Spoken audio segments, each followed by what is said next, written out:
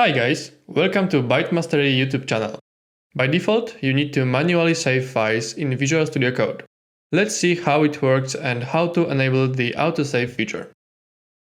If I go into a file and write something, we're going to see a white dot next to the file name. It indicates that the file is not saved and I need to go to File menu and click Save or use the Ctrl+S shortcut to save it.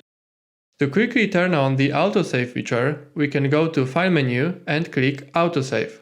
Now, as I'm writing new stuff to this file, it is saved automatically.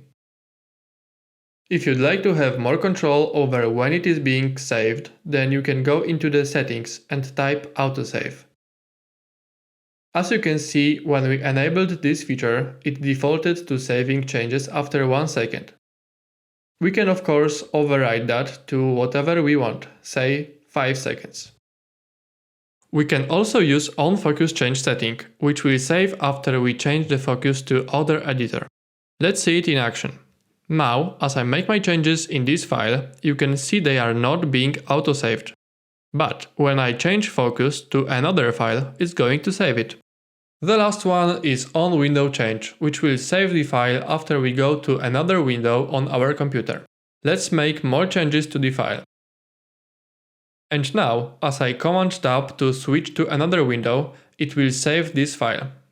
So, it will work whenever we lose focus from VS Code. With all that said, I still prefer the default after delay setting. It's a good setting to have enabled so that we don't lose anything. Make sure to subscribe for more great software engineering content. Thanks for watching and remember, learn, explore, repeat.